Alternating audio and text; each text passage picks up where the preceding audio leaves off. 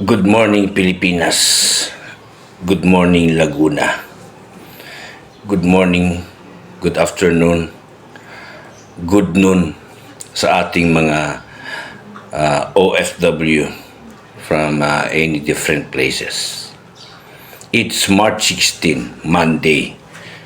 March 16, 2026. Ito pong ipapakita kong video ngayon ay napanayam ng Banateros na sila pamumunuan ni Banatbay, no? Ito pong kanilang in-interview ng mga 18 Marines na naglalahad ng katotohanan dahil sa corruption sa ating gobyerno.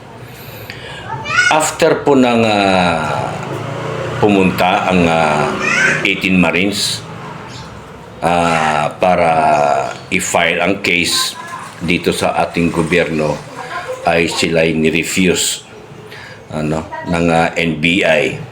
Then after that ay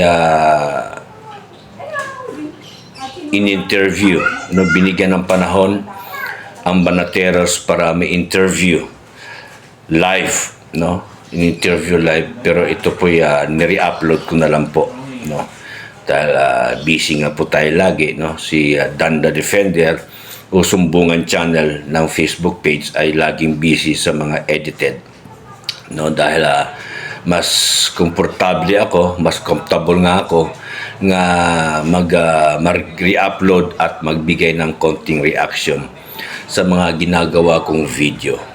So ipapakita ko po ngayon yung video na pag-interview ng Banateros sa 18 Marines nga ginigiit nila, nga nabigyan talaga ng maleta itong si Tito Soto, Trillanes, De Lima, Ligarda at iba pa. So before ko pong ipapakita yung aking full video, at sana po panoorin niyo po, at ito po ay para makakuha po tayo ng point of view sa pag-interview ng 18 Marines ng Banateros, na naway sana po nahingi po ako ng konting likes, shares, at saka sana po masubscribe niyo po, masubscribe niyo po yung aking Dan the Defender YouTube channel. All notifications bell lang po, pakipindot lang po yung all, para lahat po ng aking mga notifications ay manonotify po sa inyong YouTube channel. Lahat ng aking ginagawang re-upload videos, reaction videos, or mga live. Naway sana po nahingi po ako ng konting tulong sa inyo. Lalong-lalo po sa ating mga OFW. Kahit late po tayo mag-upload, ay at least meron tayo, nakapagbigay po tayo ng point of view na hindi naman po kasi lahat ng kasamahan kong political vlogger ay na-re-upload nila. Pero tayo po ay masipag mag-re-upload noon pa, dahil po tayo nagsimula as a political vlogger 2016, pero lagi po nadidelete po yung ating YouTube channel dahil po sa mga background music. So ito na po yung video na aking ipapakita. This is a full video, sana po mapanood nyo at magkomento, at sana po ma-likes and share nyo po at ma-subscribe nyo po ang Dan the Defender, ang aking bagong YouTube channel. So this is it. Panoorin nyo na po ang video nga nakapanayam ng Banateros sa pag-interview ang 18 Marines nga ating kumbaga bayani ito, ang ating mga Navy, ang ating mga ex-Marines ay naglalahad na ng katotohanan dahil sa corruption ng ating gobyerno. Panoorin niyo na po.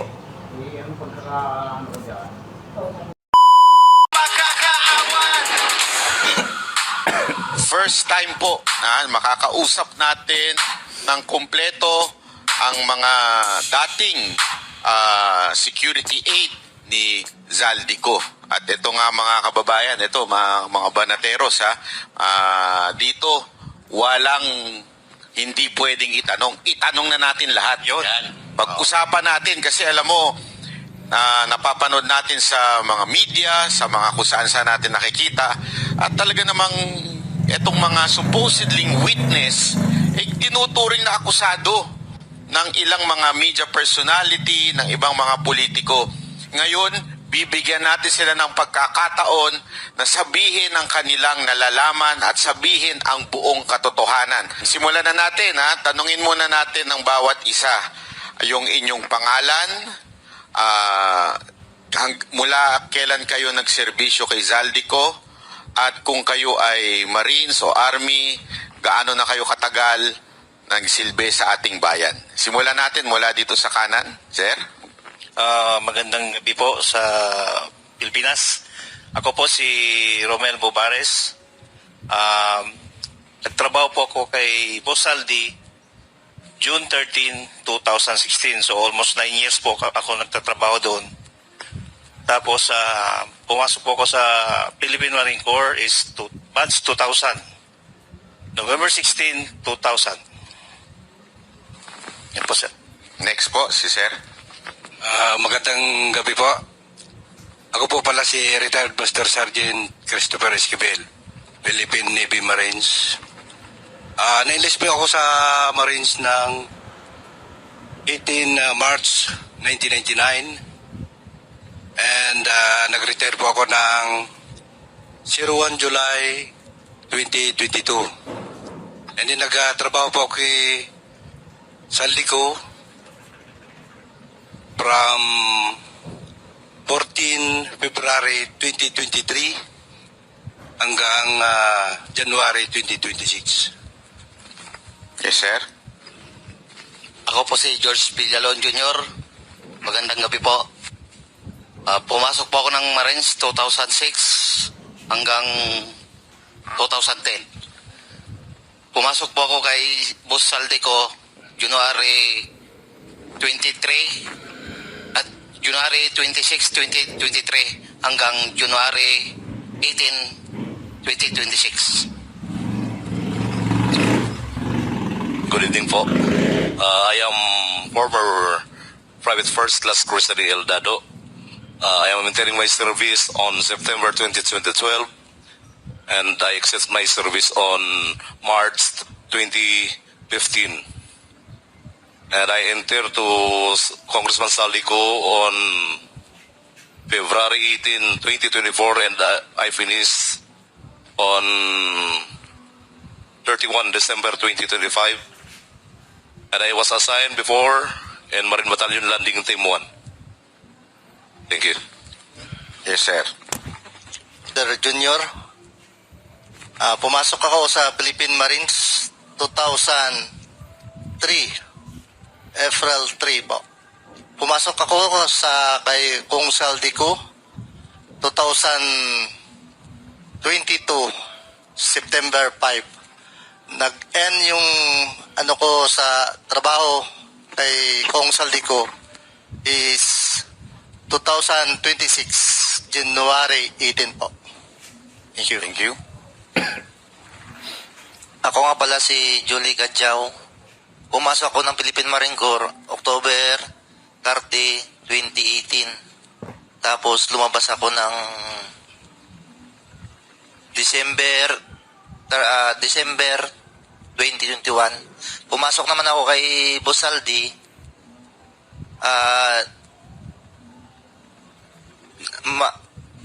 March 1, 2024. Tapos end ako ng December 31, 2025.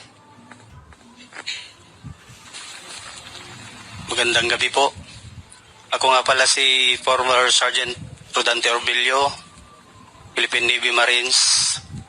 Na-enlist ako ng Marines last November 16, 2000.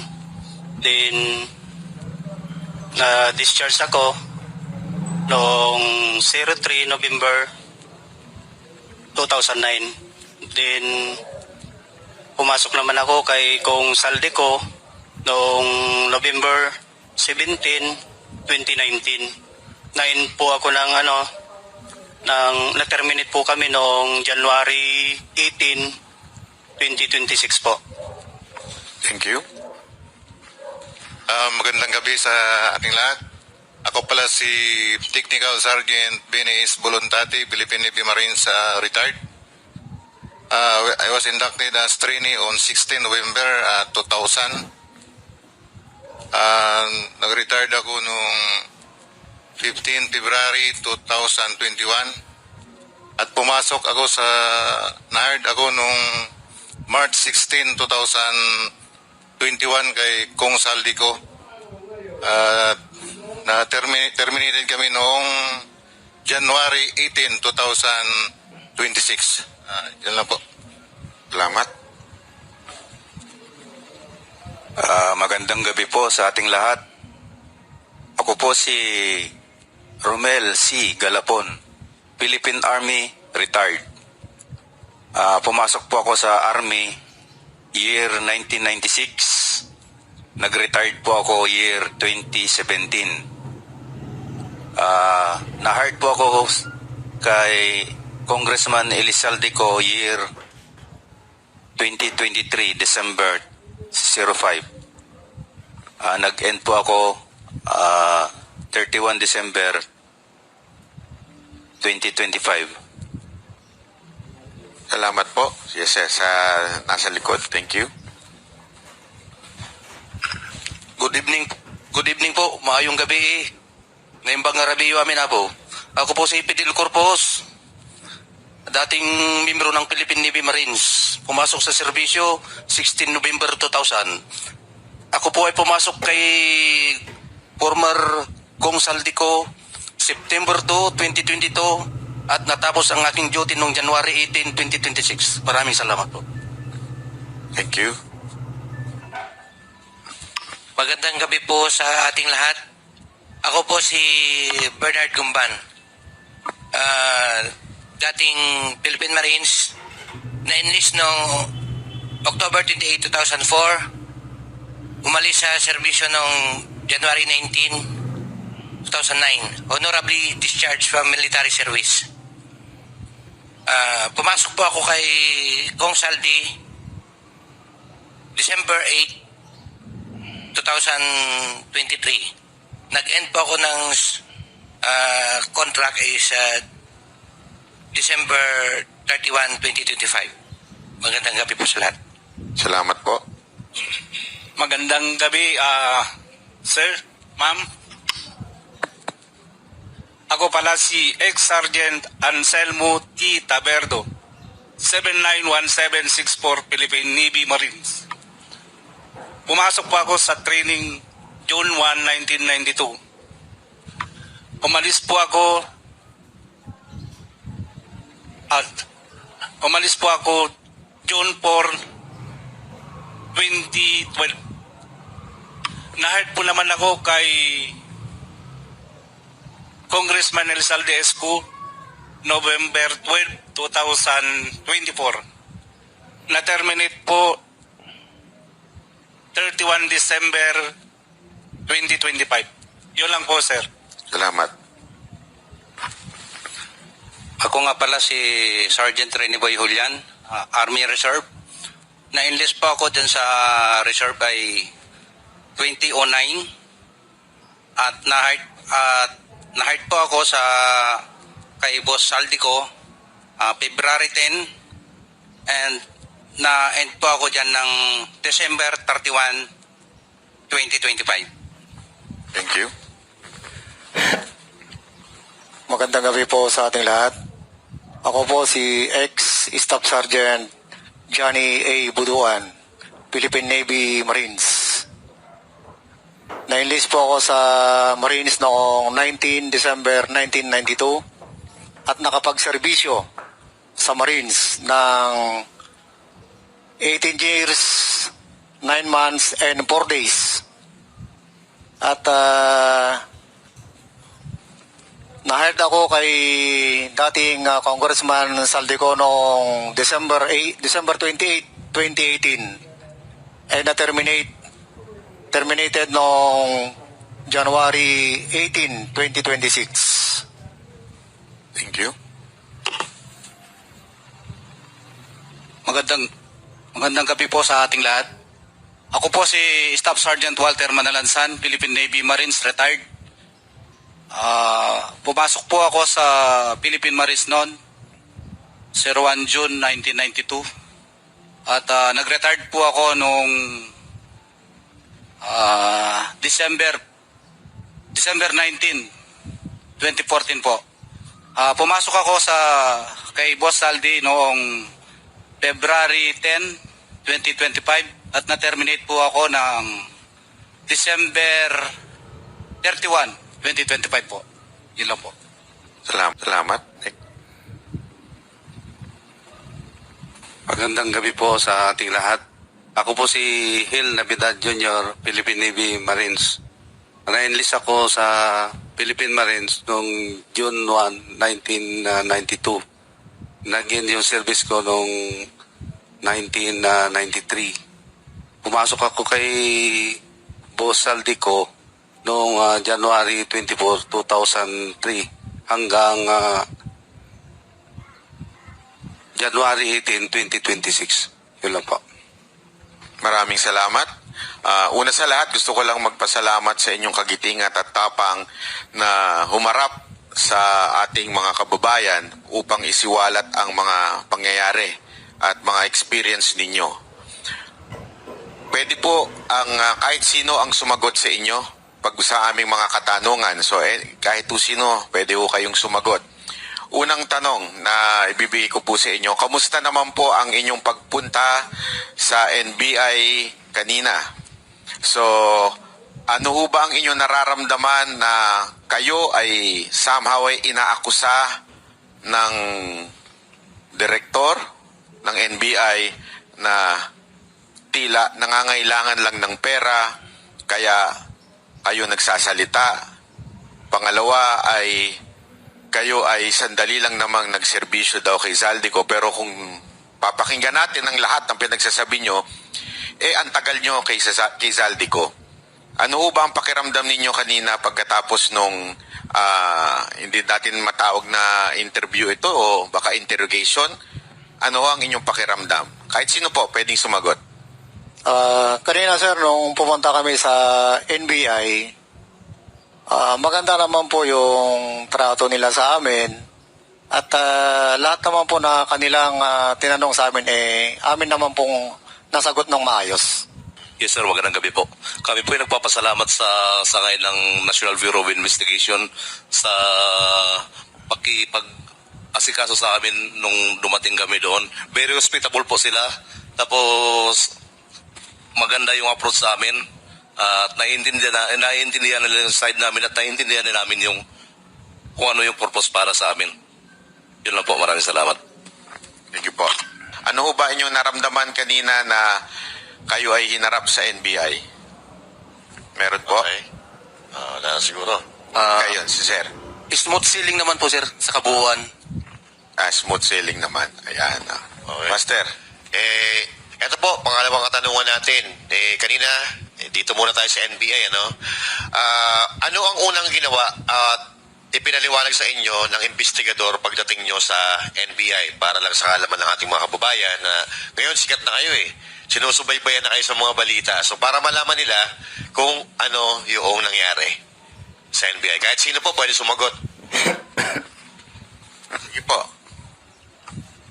Hello. Bali, ang unang tinanong kasi nila sa amin, sir, is about sa aming serbisyo. Kung talagang kami po ay tunay na Marines at saka tunay na Army.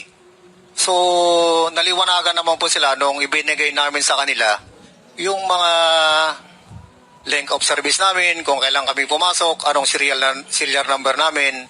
So, doon naman po din talaga na kung ano po yung mode of discharge ng mga bautismo sa amin, kung ano po yung mga lahat ng mga yun po yung unang tinanong po nila sa amin, mga sir. Kung ano yung pangunahing tanong, ano ba yung tinanong sa inyo at ano yung ibinato sa inyo ng mga investigador? Wala pa naman yan sa korte, so maaari nyo pang sabihin yan. Saka tinanong po nila, sir, kung ano po yung mga participation po ng bawat isa po sa amin regarding po sa mga itong tinatawag natin na mga basura na yun ang mga tungkol sa mga mali-malitang pera po, yun po yung mga tinanong po nila sa amin, sir. At kung meron po kami mga ebidensya na aming ipapakita, yun po yung mga tinanong. Gaano kayo tumagal kanina sa NBI? Matagal ba yung question and answer nyo doon? Almost kanina, sir, 3 to 4 hours. 3 to 4 hours. Yes, sir. Salamat Nagbigay pa rin kayo ng panahon sa amin para matanong. Coach. Una, bago ko kayo tanungin, in behalf sa mga Filipinos, no, hirong-hiro po ang dating sa inyo. At alam ko, napakahirap ng ginagawa nyo, lalo-lalo na yung may mga asawa at may mga anak. Kaya, sir, saludo sa inyong lahat dahil mahirap po itong ginagawa ninyo, itong sinisiwalat ninyo ay mabibigat na tao, no? Pero ito ang aking tanong, may mga dokumento o ebidensya ba kayong ipinakita o ipinasa sa NBI kanina? And bigyan ko na rin ng follow-up question, kasi merong sinasabi itong si Director Matibag na meron daw 8 sa inyo na hindi naman nagtrabaho kay Saldico or under doon sa ibang handler. Meron po ba dito? Sino dito yung 8 o meron po ba o wala? Linawin nga natin. Sige po. Sir, wala. Yung sinasabi po ni NBI Director na yung 8 po na hindi po nagtrabaho kay Boss Saldi, hindi po yung totoo, sir. Lahat po kami, sir, nagtrabaho kay Boss Saldi ko. Saan kaya niya nakuha yung chismis na yun? Di lang namin alam po, sir, kung saan po nanggagaling yung mga... Paano ba kayo napasok bilang security ni Saldico? Meron bang particular na tao na kumontak sa inyo o si Saldico mismo tumawag sa inyo o nirefer lang kayo ng bawat isa? O may kaibigan kayo o may isang tao kayong parang handler? Sige po. Unang-una po, sir, nag-hire po si Boss Saldi ng Marines. So first siya nag-hire sa amin PA Marines. So lahat ng proseso ginawa po namin pag-apply. So sa totoo lang po, sir, ako po yung unang-unang Marines kay Boss Saldi. Bago dumami itong mga Marines. So 9 years po ako kay Boss Saldi ko sa kumpanya. So sabi niya sa akin, yung namatay si former Congressman Matukabe, sabi niya sa akin, Sam, I need 7 Marines right now in 1 week. Can you produce? Sabi ko, yes, sir. So wala pang 1 week, sir, nakaproduce po ako ng 7 Marines. So yung ganun po yung nangyari. Tapos tuloy-tuloy na po yung pag-hire namin at saka bawat isa sa amin, sir, magkakakilala kami. May mga classmate kami dito sa training, sa Marines. So, yun pong ina-hire namin po sila para, siyempre, ayaw kasi ni boss na hindi kilala ni boss. So, automatic, na-hire po sila.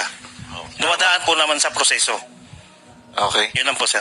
May ano ba kayo, sir? Meron kayong idea bakit Marines ang kinukuha kadalasan? Ang kuan kasi, sir, ang story po kasi niyan, yung si, mga tulpo, Marines po kasi yung mga security niya. So, nag-usap po sila, sabi po, Boss Aldi, ano ba yung mga security mo? Ganito. Sabi niya, kuha ka ng Marines. Hindi ka iiwan yan hanggang kamatayan. Pero biniro niya, huwag mo lang gutumin. Yan. So, ito, boss, wala nang question, no? Kasi may mga nagtatanong may mga nagtataka, hindi, sinisiraan lang yan si Martin Romualdez, hindi naman niya nagtrabaho kay Saldico. So, ngayon, i-close na natin yung diskusyon na yon na hindi kayo nagtrabaho kay Saldico dahil lahat po kayo dito ay nagtrabaho pala kay Saldico. Okay. May katibayan po kami, sir, na may mga company ID po kami. Ayun. Maganda May yan. mga picture ba kayo, sir, with Saldico? Meron po, sir, meron. Talaga. Tapos, regarding sa NBI pa rin, kasi kanina, pagkatapos, pag-alis nyo ata doon sa NBI, na-interview itong bagong director ng NBI, tinawag nga niyang deadlock itong pagkikita ninyo. So ibig sabihin, parang nagkaroon ata ng diskusyon sa magkabilang panig. Kaya hindi natuloy yung pag-uusap. At isa pa sa inireklamo niya ay hindi raw kayo pumayag noong one-on-one nakakausapin. Ano po ang masasabi niyo doon? Sir, ganito ka sir. Nung pumunta kami sir sa himpilan ng National Bureau of Investigation is nag-iisa lang po yung aming abogado. So may karapatan po kaming magkaroon ng abogado bawat isa. So hindi naman kayang isustain ng isang abogado lang po yung bawat isa sir sa amin. Kaya hindi kami pumayag talaga sir na hiwa-hiwalay sir. Yun, maliwanag. Anong masasabi niyo dun sa parang akusasyon na dahil sa economic problem daw ninyo, ibig sabihin nangangailangan lang daw kayo, kaya kayo nag-iingay at nagsasalita. Ano masasabi niyo? Hindi ba kayo nasasaktan dun? Sir, sa amin sir bilang mahirap na mamamayan ng Pilipinas, kahit ganito lang po yung aming estado ng aming buhay.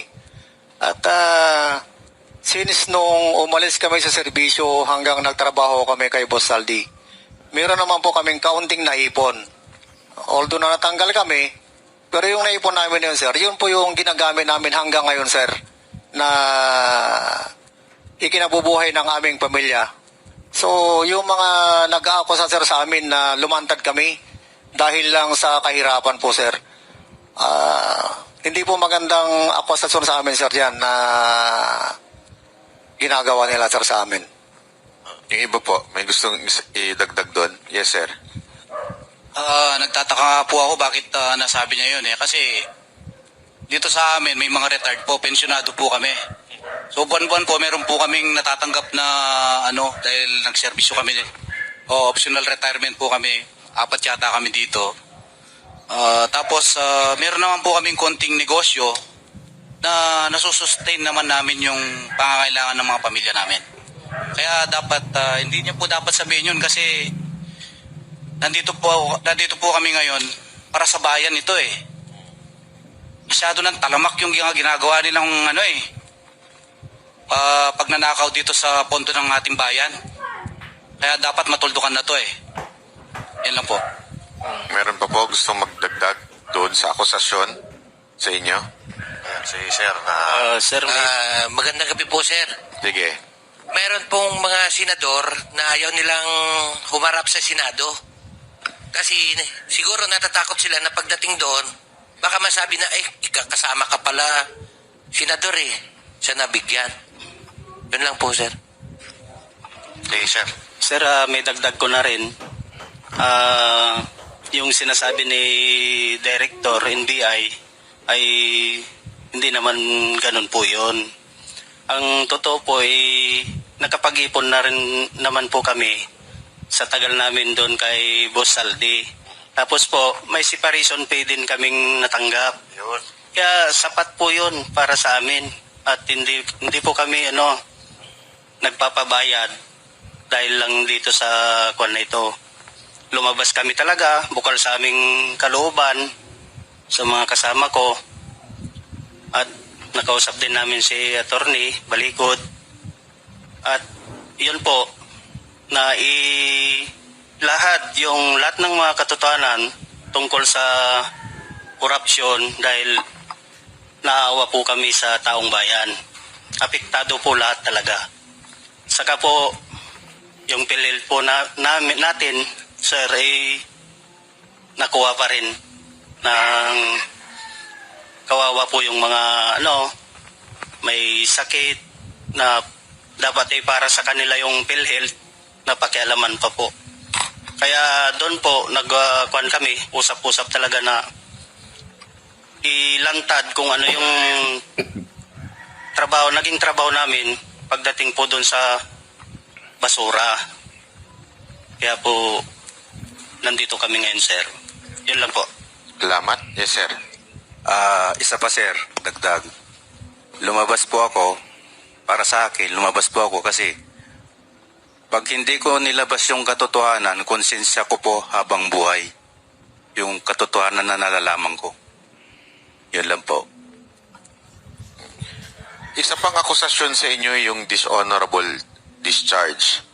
Ilan po sa inyo ang nagkaroon ng dishonorable discharge? Makita ko nga po yung kamay.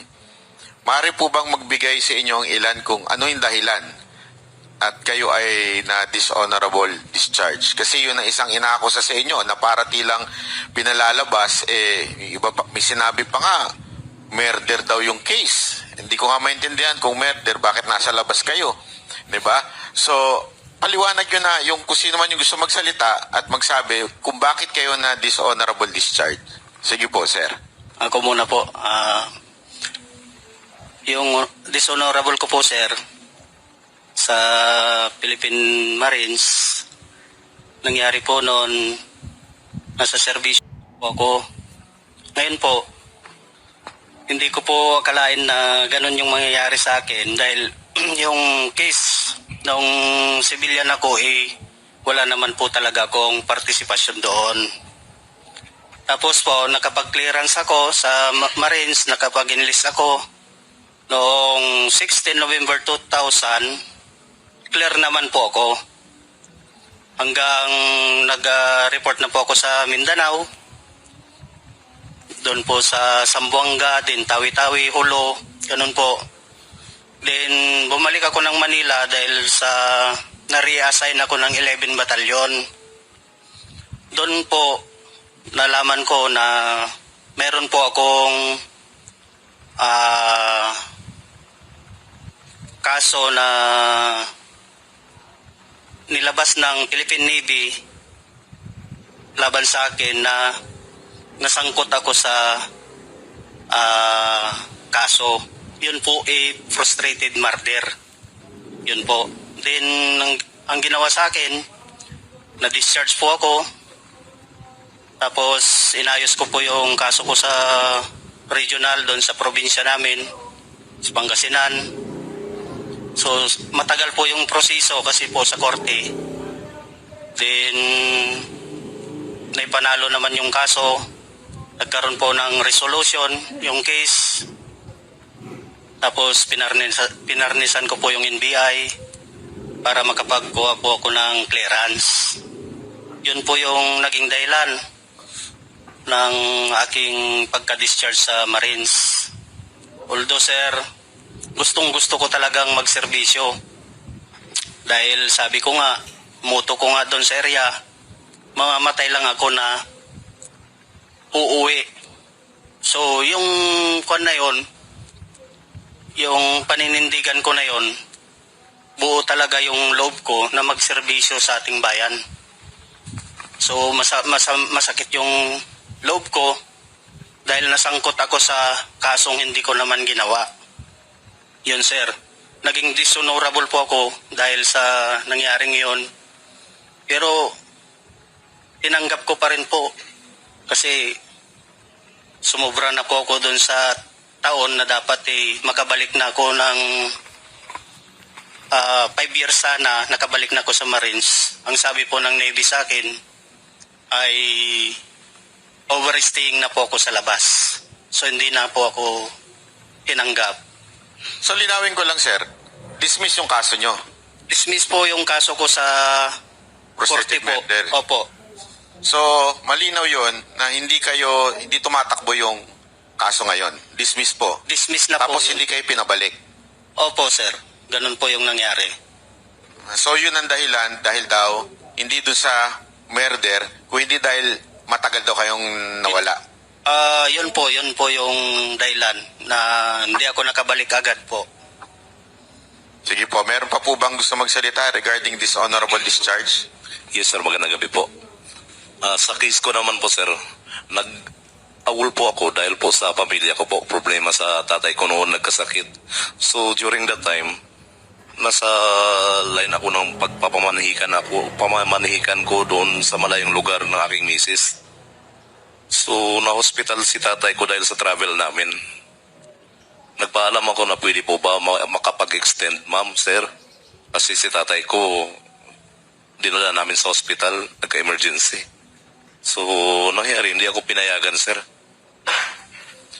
Tapos, nung bumalik na ako, nag-report ako, kahit inawal ako, nag-report pa rin ako.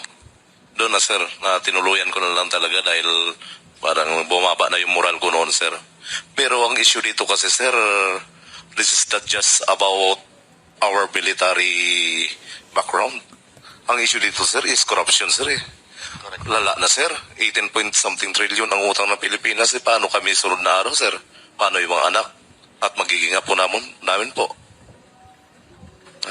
Kaya po, desisyon po kami na lumabas, hindi dahil sa binayaran kami. Kung sino man po nagpapakalat ng binayaran kami, hindi po yan totoo po. Kasi ito, konsensya na lang namin kung hindi namin dito sa korupsyon, hindi lang sa flood control, sa lahat ng korupsyon na nagaganap dito sa bansang Pilipinas po, sir. Maraming salamat. Meron pa po na gustong paliwanag? Sa akin, sir, nangyari kasi sa akin, sir, noong panahong doon sa area ko, sir, tapos nabalitaan ko lang yung asawa ko may sakit sa puso. Tapos nun, sir, kasi ang sabi kasi ng asawa ko, sir, unang uwi ko doon, 1 year kasi kayo kung hindi nakauwi, sir. Doon ako sa Solo Nasay. Tapos sabi ng asawa ko, sir, nung unang uwi ko, wag nang bumalik. Sabi ko, kailangan ko bumalik. Ayun, sir, nag-away-away kami dalawa kasi ayaw niya talaga ako pabalikin. Tapos nun, sir, nangyari, ayun, sir, pagbalik ko sa area, sir, ayun, sir, nabalitaan ko yung anak ko at saka yung asawa ko may sakit. Na-confine sa hospital yung asawa ko. Yung anak ko may ng leukemia. Tapos, nung panahon na yun, sir, operation pa yun, sir, sa Danag, sir, sa Patikol. After nun, sir, mabuti, sir, may signal naman yung maliit na cellphone, sir. Nakapagtawag ako. Tapos nabalitaan ko lang na ganun nangyari sa pamilya ko. Yun, sir, sabi ko, umiyak ako dun sa, umiyak ako dun sa barracks ko, sir, dun sa, nag-ano kami dun, sir, harboring. Umiyak ako dun, sir. Tapos sabi ng officer ko, sir, umuwi ka muna. Tapos na, sir, ang ginawa nila, pinababa ko ng Sulo, ng bus-bus, tapos pinapunta ako ng Zamboanga, in-advisean ako na kung may pagkapirahan ka pa, withdrawin mo lahat, ipadala mo sa pamilya mo. Tapos doon, sir, nung panahon kasi noon, sir, nakapag-isip-isip na ako, sir, eh. Kasi mahirap pag bumalik ka, wala ka ng pamilya, anak mo. Mahirap no, sir, sa panig ko, sir. Mahirap yun, sir. Kaya nagdesisyon na ako na hindi nang bumalik, sir. Yun naman yung rason ko, sir. Salamat, So, sir. sa madaling salita, mas sinunod nyo muna yung commander-in-chief nyo bago yung tunay na commander-in-chief, di ba? Hindi, kasi importanteng maunawaan ng mga Pilipino na nagkaroon kayo ng dishonorable discharge, hindi dahil kayo ay hindi loyal o meron kayong ginawang kabastusan o kawalangyaan. Kung hindi, ito yung mga family emergency. Kaya kayo nagkaroon ng dishonorable dahil hindi lang nakapasok o nakabalik sa tamang oras. Tama po ba? Meron po ba dito na discharge dahil sinapak nyo yung boss nyo, sinaksak ninyo yung ayaw nyo sundin na boss? Wala naman, di ba? So, sige, coach. Ito, narinig ko yung sinabi ni Sir, eh. Maganda yung sinabi niya na bakit ito nagiging issue sa amin. Ito ay issue ng korupsyon. Sa katunayan, binabanggit ko to sa vlog ko, hindi naman issue kung sila yung pinakamabuting tao sa Pilipinas o sila yung pinakamasama. Corruption yan, eh. Ngayon, nakahanda ba kayo? Kasi marami pang ibabatong ganyan sa inyo. Ang sisilipin ay hindi korupsyon, kung hindi kayo. Ang tanong dyan, hanggang kailan kayo, sir? Nakahanda ba kayo na baka araw-araw may bagong ibabato sa inyo at hindi yung maleta o kung saan napunta yung maleta o saang proyekto napunta yung pera ang iimbestigahan? Handa ba kayong harapin yung mga akusasyon? Sige, kasi ito yung pagkakataon nyo na makasagot kayo dahil usually sa interview nyo at interview doon sa NBI, ang dating talaga is kayo ang iniimbestigahan, eh. Sige, Dagdagan ko na rin yung tanong na yun para isagot nyo na ng isahan.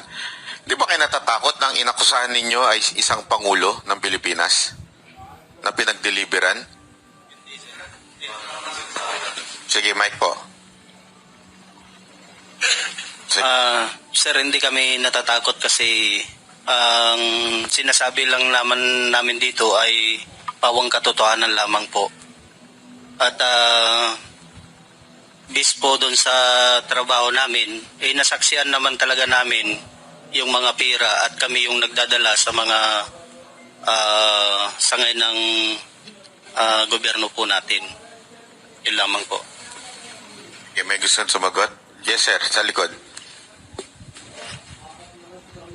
Yung ginawa namin dito, sir, wala naman po kaming sinisiraan eh. Ang nilalahad lang po namin dito, yung katotohanan. Kasi po, tinarabaho namin yan eh. Nagbasura kami, diniliver namin. Nagsasabi lang po kami ng totoo. Wala po kami sinisiraan dito. Yun lang po. Tsaka yung sir yung napansin ko, yung pagbabayad daw sa kanila kaya sila lumabas. Walang sense eh. Kasi isipin mo, gobyerno na nakaupo, yung kakalabanin nila. Pwede sigurong bayaran sila para manahimik. Yun, pwede pa. Pero yung bayaran para lumabas at kalabanin yung gobyerno, parang mahirap eh. Imposible eh. Master. Pero meron meron akong balita. Sino yan? Bulong-bulungan.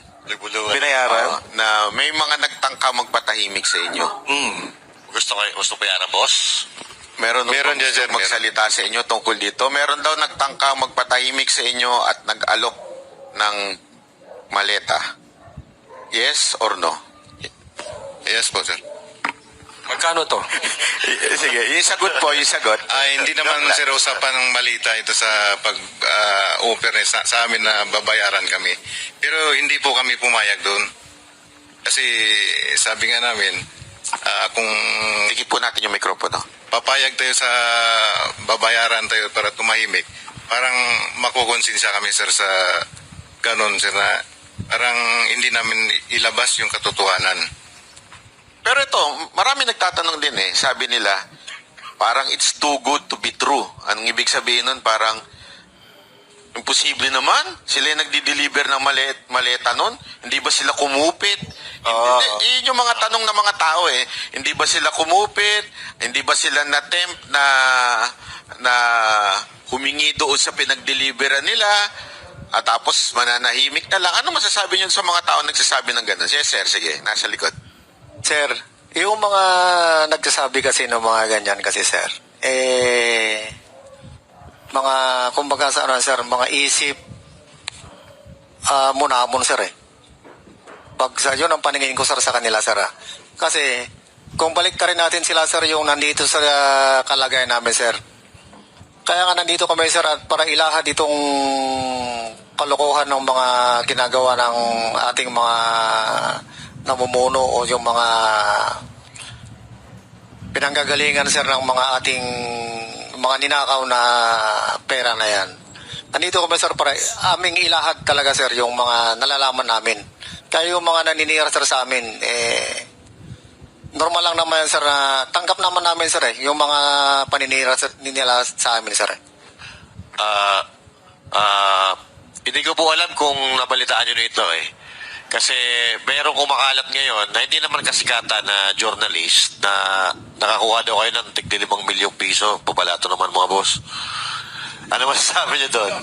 Tig 5 milyon daw kayo Sabi ng isang journalist na hindi naman kasikatan. Pakisagot lang para malinaw po yung issue na yan. Sino kaya yan, sir?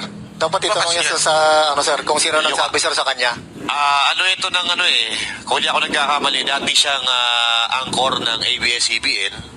At ngayon, parang may column siya sa isang Yan pa yung bakla? Medyo matanda na to Medyo matanda na.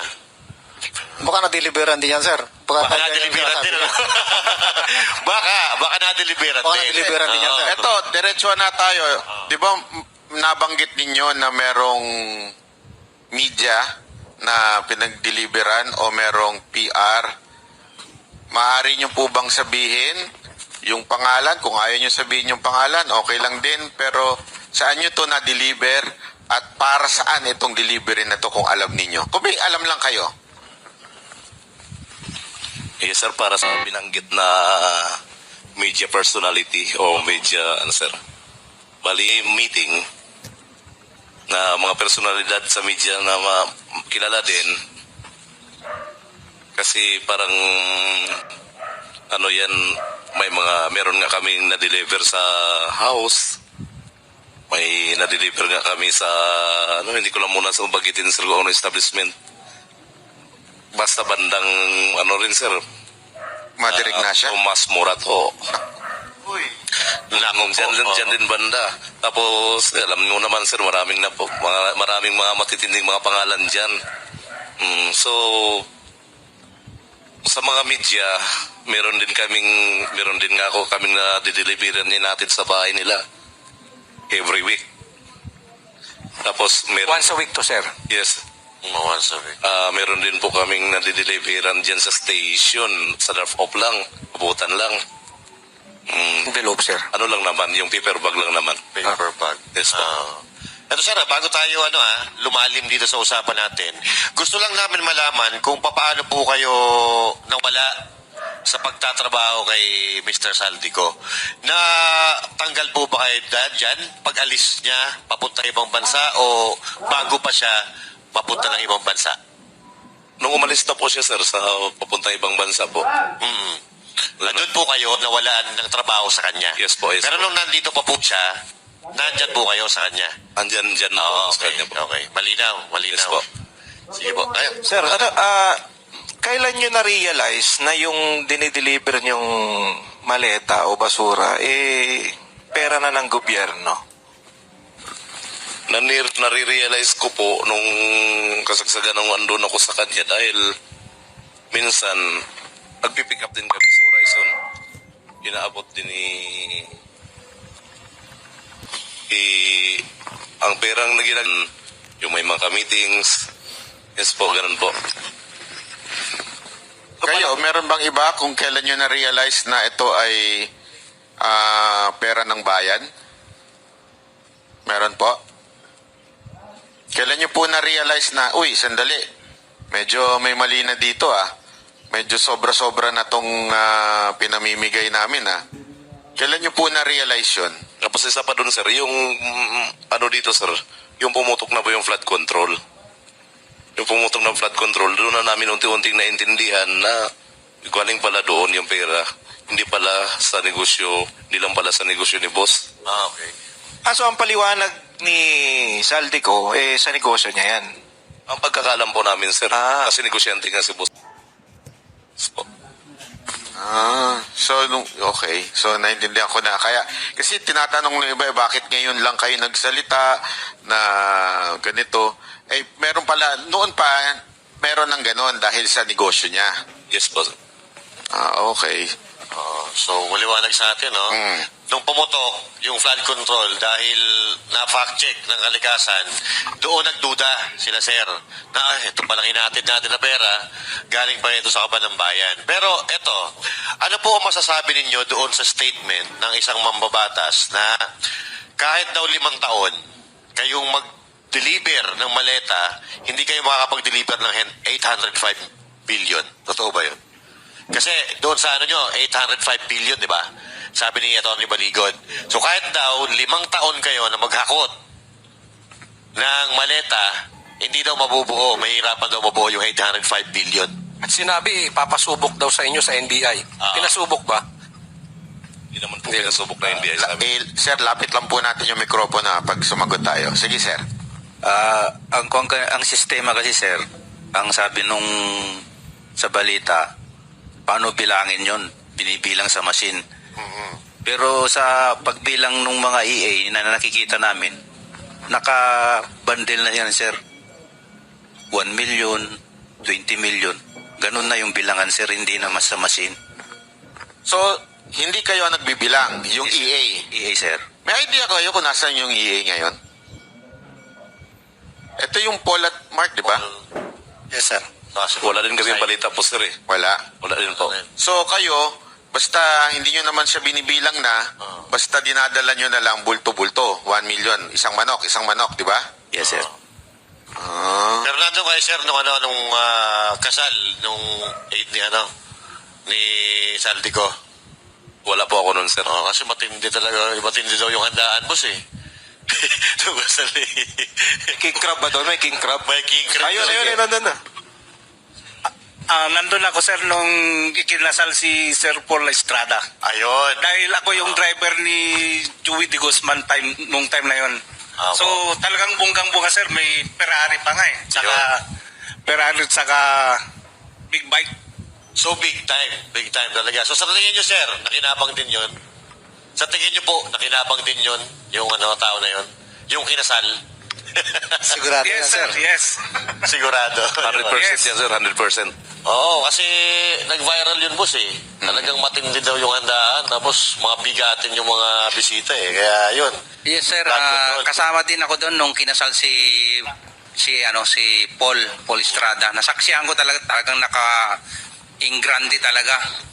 Kung sa trabaho niya siguro, sir, yung ingranding na hindi kakayanin. So, yun, tama din sinabi ni Tap. May may sasakyan pa nga eh. Mustang ba yun o Ferrari. Ferrari. Regalo? Tapos mayroon pa siyang big bike na doon. Kaya nasaksihan ko talaga. Balikan natin yung pag-alis ninyo kay Saldico. Nagpaalam ba sa inyo si Saldico o sinabi ba sa inyo, hanggang dito na lang ang serbisyo nyo o basta na lang kayong iniwan sa ere? Bali, nung tinanggal kasi kami, sir, si Boss Aldi nasa ibang bansa po.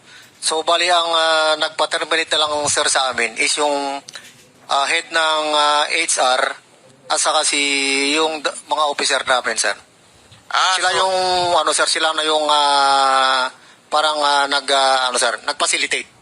So, ibig sabihin, nagpunta muna siya doon, employed pa kayo. Yes, sir. Tapos biglang nalaman nyo na lang through sa HR na hindi na kayo, tinanggal na kayo. Yes, sir. Well, anong binigay na rason? Ayun nga, sir, na ang nakalagay doon sa namin, sir, is retrenchment, sir.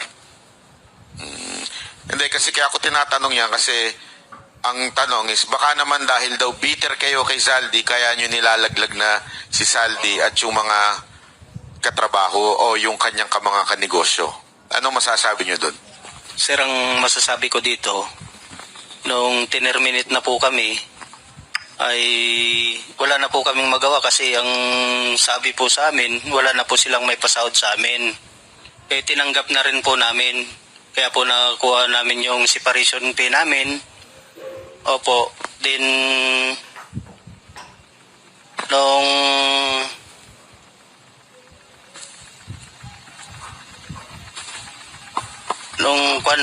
kalahati lang po yung binigay pala sa namin, sir. Sa benefits na binigay po sa amin. Pero naging sapat pa rin yun sa amin kahit sa malit na halaga, malaki na yun sa amin. So hindi nabuo ni Saldico? Opo. Ito si Saldico, may pera pandemanda sa akin. Hindi man lang binayaran ng buo ito mga ito. Talaga. So may utang pa pala po sa inyo si Mr. Saldico? May panahon siya magbayad ng abogado laban sa akin, pero pambira ka, Saldico. Pero eto, boss, regarding pa rin ito sa sa mga pera-pera na yan. Kasi media personalities, nasabi nyo kanina na merong nag-aatid kayo ng pera, especially si Sir. Sa mga government, bihin kung kanino regular. Yan. Nakaschedule ba? Ito, sa araw na to, magdi-deliver tayo kay... Linggo-linggo. Linggo-linggo. Linggo-linggo. Magdi-deliver tayo kay Junel. Magdi-deliver tayo... So, ano ba ang format ninyo? Government official, O pag inutusan lang kayo, doon lang kayo nagdi-deliver? Ayan. Sige nga po, meron pong gusto sa Kahit sino po. Simula nang umupo si boss ng chairman ng APRO, yung routine ng pagdi-deliver, yung regular, kay dating Speaker Romualdez. So sa 42, umpisa niyan 2022, September, sa 42 hanggang December 2023. Ngayon, hindi ko alam kung bakit nalipat nakalipat siya sa 14 Nara Street, sunod na Imbakan. Yun pong regular na duty. Pag-deliver namin sa kay dating speaker. Speaker Romualdez, meron pa pong iba? Na Yung regular, doon muna tayo sa regular at saka yung madalas niyong pinagde-deliveran. Siguro sundutan ko na rin, Banat Bay. Kay Speaker, simula 2022, tama ba? Regular po ito. Ngayon, kay Presidente naman, Kailan nagsimula regular ba yun? to? Kailan nagsimula? Sino po ba dito nag-deliver sa Ilocos? Wala dito. Wala dito. Okay. Pero alam niyo po ba kung kailan din deliver doon? At ilang beses at kailan nagsimula? Hindi po namin direct na nagde-deliver kay BBM. Kasi po ang alam namin, dun sa kay speaker, siya na po partida ni BBM. Yung sa Ilocos, meron din dyan yung may participation yung ibang tropa, pero wala po dito. wala dito. So, Tama po ba kasi kung tama yung aking pagkakaalala, ang sabi ninyo ay nag-deliver kayo sa Ilocos, may one time pa nga eh. Hindi ko alam kung one time o gaano kadalas na si Sandro pa ang tumanggap. Nandoon siya. Tama po ba? At meron ba kayong picture with Sandro? Yung nag-deliver po, meron sila. yung nag-deliver, may picture kay Sandro? Apo. Kay... Na tinanggap niya yung pera? Yung dineliver po nila. Kasi nagpa-picture sila doon sa bahay po. Okay, kay Speaker Romualdez, may picture po ba kayo? Mostly kasi yung nagre-receive dyan, yung Mayor Duma po. Sa 42. Wala, may picture yung mga EA po. Minsan mag-picture nga umayiwas kami kasi hindi man kami niisip namin na balang araw gawin namin ebidensya ito. Kasi sa amin po, trabaho lang. Nakikita nyo siya personal, si Romualdez? Wala po siya sa pag mag-deliver. Okay. Sundutan ko na rin yan. Sa dami-dami ng deliveran nyo, sino yung nakikita nyo ng personal na politiko o government official? Yung talaga nakita ninyo? Kahit hindi tumanggap pero nakita ninyo? Sa townhouse naman, marami pong politiko dyan na pumupunta at nakikita po namin na paglabas nila, meron na pong dala na paper bag, expandable envelope. Kasi yung dala-dala po nila, kami pong nagdala yan galing sa Horizon, pinakarga sa van para pagdating dun sa Saan yung townhouse? Manila Polo Club Townhouse. Okay. Sir, sinong sila yan? Sinong nila? Sino-sino itong mga to? Marami po dyan. Mari po ba kayo magpangalan? Nang naalala ninyo? Sa akin nakikita ko dalawang bisis si Senator si Kong Dilima po. Dalawang bisis ko siya nakita.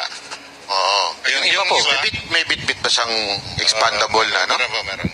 Ayun. Meron siya bit-bit mismo. Siya mismo yung bumitbit. Sa social media, itinanggi ni Dilima. So gusto namin marinig sa inyo mismo na si Congressman Dilima ay nakita nyo na may bit-bit-bit-bit. Yes, opo, sir. Ayun, malinaw. Kasi Ba ata siya congressman? hindi pa. Pero anong nararamdaman ninyo? Sigurado naman napapanood yung news, di ba? Ano yung nararamdaman ninyo na eto nakita ko to dineliveran pero deny ngayon? Anong nararamdaman ninyo? Sige, sir. Yung may... Naiinis, sir. Naiinis? Kasi parang kami pa yung lumalabas na mali. At sinungaling. Mukha nga inis si sir. Sino pa? Kasi hindi naman po namin sasabihin yun kung halimbawa ko lang po, sir, no? Ordinaryong mamamayan lang po ako. Paano ko po malaman yung bahay niya kung hindi ako napunta doon? Yun. Makes sense. Tama. Oo. Ito pa, boss. Di po ba, sir? Sino nyo ting napapanood nyo sa TV? Itong taon to, dinimanda pa yung abogado namin, talaga namang tumanggap siya. Sir, isa lang masasabi ko, don't shoot the messenger. Yun. Magaling. Ito, diretsuin ko na yung tanong siguro. Diretsuin ko na. Si Senator Soto, meron bang nakapag-deliver kay ano dito? Ako na sir magano na kasi minsan ginawa niyang Itbulaga eh. Ang timeline sir, nung ako yung ano dyan, yung team advance. Ikaw. So, nauna kami sa area sa Baclaran, sa building, sa opisina yata dyan sir sa Baclaran. Ngayon, pagdating nila ni boss, ako nag-guide dun sa baba. Kasi sa baba may daan dun sir eh. May elevator packet. So pag dating nila, ginaid ko, tapos bumaba na sila ni boss, umakyat sa elevator, tapos yung ibang tropa, bumaba din, dadala rin ibang malita. Ako, yung dalawang malita mismo, dadala ko, tapos dinulak ko para makasabay sa kay boss, paakyat yung dalawang malita. Sino itong boss? Si Saldico? Sino yung boss? Si Boss Saldico po. So, kasama si Saldico na nag-deliver kay Soto? Opo. May nagsalubong lang na Elevator. sa elevator. Tapos kasabay niya paakyat. Tapos yung malita kasabay rin po. So, Sino tumanggap? sino tumanggap pagdating sa taas? Kasi hindi na kami umakyat na sa taas. So yung mga boss na lang ang nag-usap? Opo, kasi building po ni Senator Soto po yun. So, pero okay. Building ni ano? Ito pong building na ito kay ano talaga, confirm kay Senator Soto. Opo, kasi may nakalimutan ko pero may pangalan doon sa taas eh. Baka tanggalin na nila yun. Hindi ko na alam sir. Kasi ang ginagawa niyang Itbulaga eh. Pero ikaw, di ba, nakita mo mismo yan. Sa sarili mo, ikaw mismo nagbitbit ng dalawang maleta. Ano nung nakita mo sa news na dumidinay si Soto? Anong nasa isip mo? Sa isip ko sir, parang natatawa lang ako sa sinasabi niya na baka hanapin ng misis niya yung malita na yon. Pero sa akin naman, hindi naman ako magsabi ng sinungalingan kasi ako mismong nag-abot kay boss pasabay dun sa elevator. Kung alam mo, kung totoong di umano nag-deliver kay Soto at hindi alam ng asawa, saan kaya napunta yon? Ay, yun lang. Tayari tayo dyan. So, sino naman yung kumuha sa Bucor? Yung, di ba, meron daw nang galing na pera mula doon sa Bucor tapos dinala sa bahay ni Saldico? Dinala po sa basement 3, sir, sa Shangri-La, sir. Basement 3 ng Shangri-La. So, from Bucor? Hindi ko po alam sigurado kung galing sa Bucor mismo, sir. Paano mo, saan mo kinuha? Bali, diniliver po sir ng dalawang sasakyan sir, 8 malita, 4 na large, saka 4 na medium size. Hindi, paano mo nasabi yun na... Kasi yung nagmi-meeting sir si Bucor Katapang at saka si Boss Saltico doon sa Shangri-La sir, sa High Street. Nagpasama po si Paul Estrada sir na kung pwede pakisamahan siya para i-discarga yung mga laman ng pick-up, yung mga dalawang sasakyan, sir. So, linawin natin. So, may meeting si Saldico at saka si Katapang. Yes, sir. Kanino yung sasakyan na pinagkuhanan ng maleta? Sa inyo ba? O hindi nyo Hindi sa amin, sir. So hindi galing sa inyo, nagpasama lang si Paul para kunin, tapos inilipat. Iniakyat namin sa number 56 Horizon Home, sir, sa condo unit ni Boss Saldico. Okay. Ano to, one time lang ba to nangyari o regular na nagbibigay sa partisipasyon ko, sir, isang beses lang ako naka-concert. Ano ba sa iba na... Actually, sir, dalawa kami noon na punta doon sa sa baba ng Shangri-La sa lower level 3. Kami nagbuhat noon, lipat sa sasakyan namin. Tapos inakyat namin doon sa 56 sa Horizon.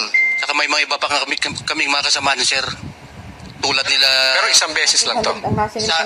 Sa akin, sir, isang beses lang, sir. Sa akin din, sir.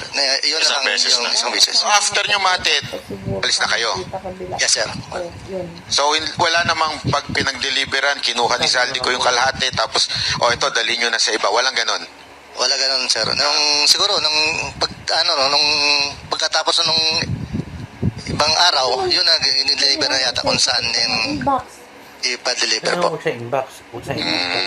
Meron pa po ba dito na naalala na pinag-deliveran ninyo na kayo mismo personal nakita ninyo o alam ninyo na ito ay sa particular na tao na ito?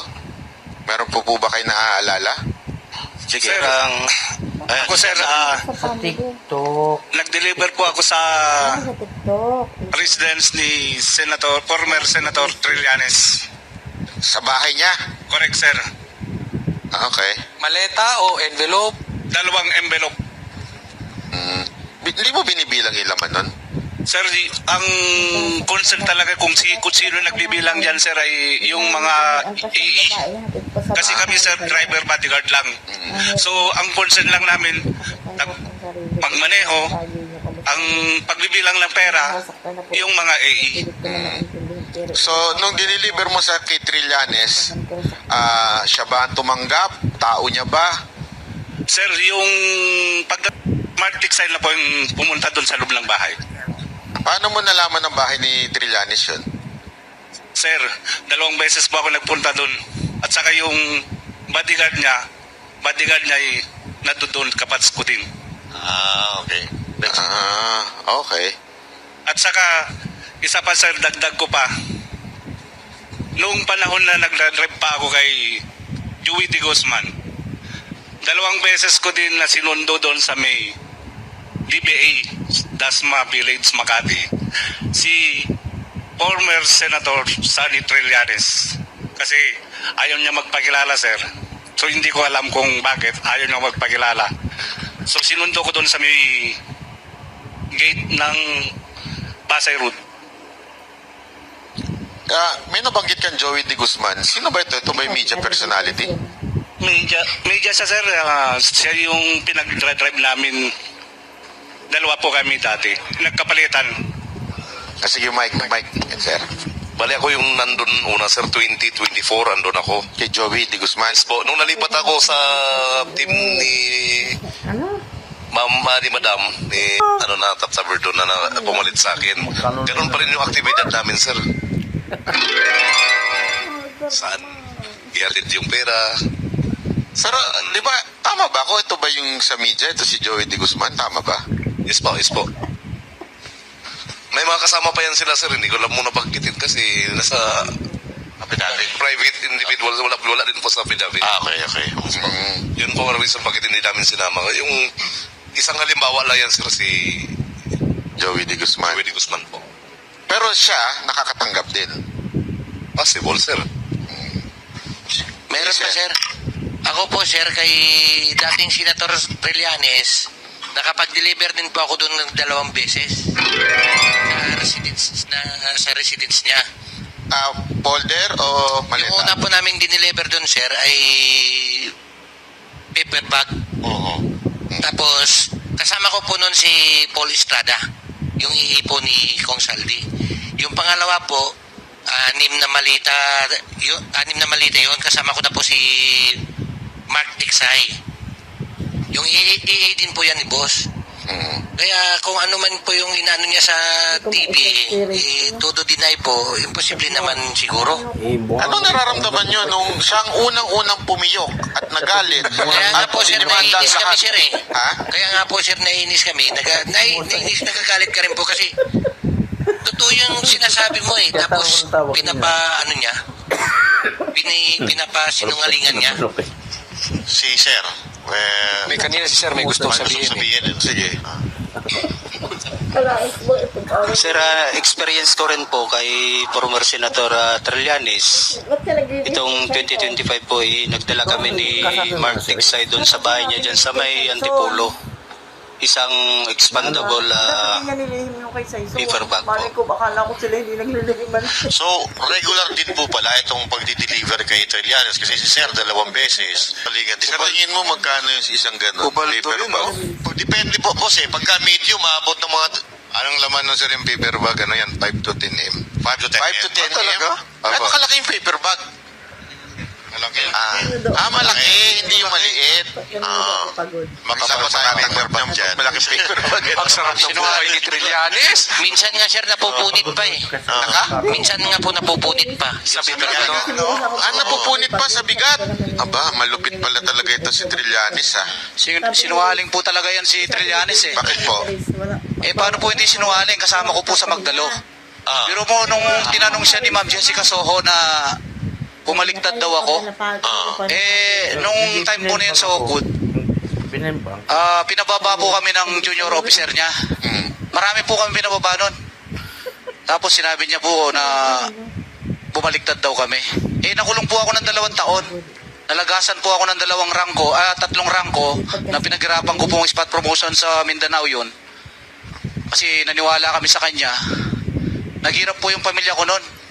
Kaya huwag niyang sabihin na bumaliktad ako. Napakasinungaling niya talaga. No? Totoo ba yung sinasabi ni Pierre Ardi na yung mga Magdalo daw, pinitik yung mga kutsara tinidor doon sa hotel? Hindi po totoo yun. Actually, yung bills mo, pinaglaban namin yung corruption nun sa loob ng armed forces po nun. Kaya naniwala kami sa kanya nun. At actually, yung Magdalo po, halos wala na pong naniniwala sa kanya dahil sa kasinungalingan niya at yung tumatanggap siya.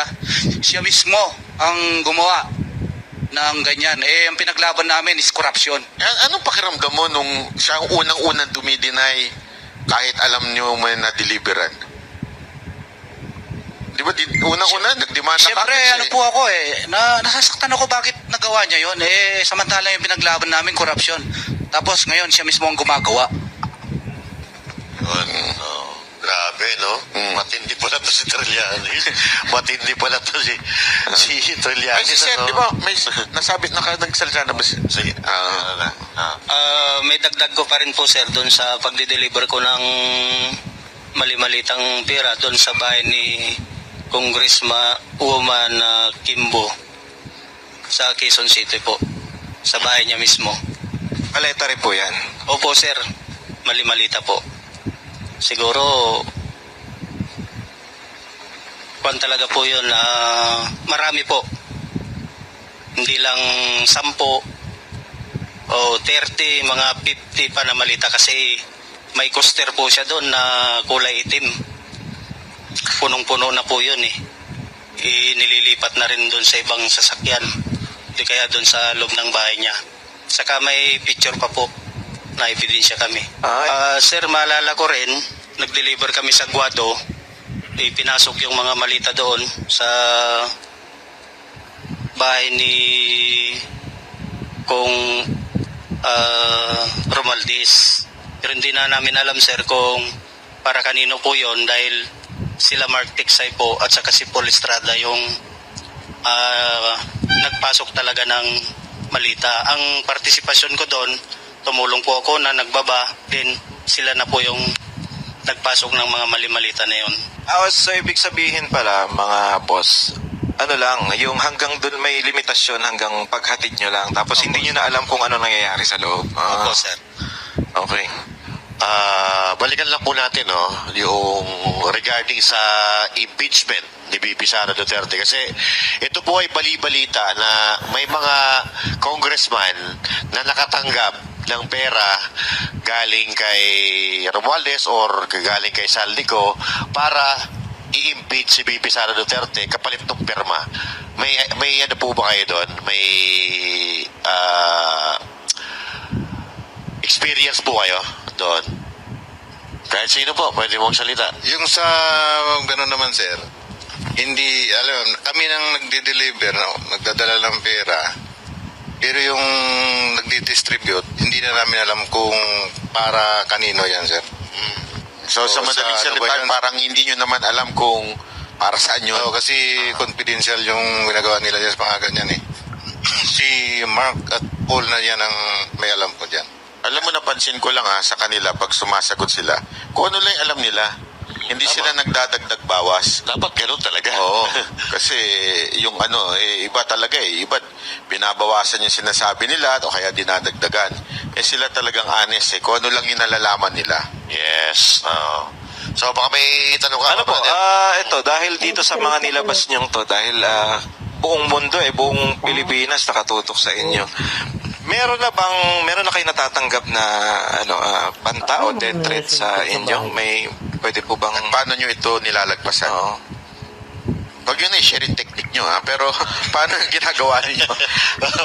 May nag-ano na ba sa inyo? May nagbe-message? May Nakatanggap na ba kayo ng death threat? Yan. Yes, para sa akin sir, kanina po ng umaga po. Bali tumawag yung parents ko sa akin sa Mindanao na may naghahanap sa akin na 3 tao. Inaalam kung saan na daw ang pamilya ko ngayon. At kung kailan ba daw kami ako nawala doon sa lugar na yon, sa bahay na kinalakihan ko. Sinabi ng I think barangay Kagawad doon na matagal na yun siyang wala dito. Nag-asawa sa malayong lugar tapos matagal lang hindi umuwi dyan sa lugar na yan. Yun ang sinabi ng kanina doon sa kaninang umaga lang po. Yes. Sino ba po yung may experience na naka-receive ng pagbabanta or death threat sa inyo?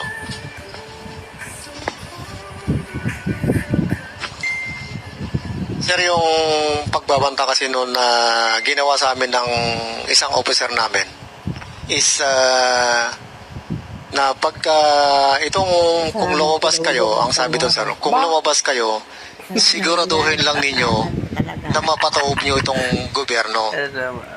Pagka hindi nyo mapataob ito, may kalalagyan kayo. Yun ang sinabi mismo nila sir sa amin. So, okay. So, ito, may isa pang tanong meron ba kayong napag-deliver ang cabinet secretary o yung mga secretary ng mga department ng gobyerno? USEC? Mga secretary or USEC? USEC, secretary. Aside from mga congressman? Meron po, sir.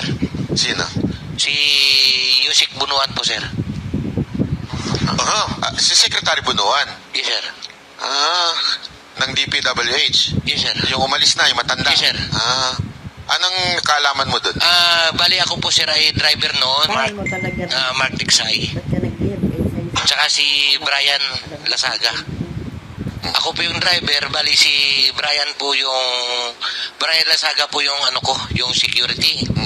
So dahil driver, po yung namin, pag nagbababa kami ng Malita, tumutulong na rin po ako.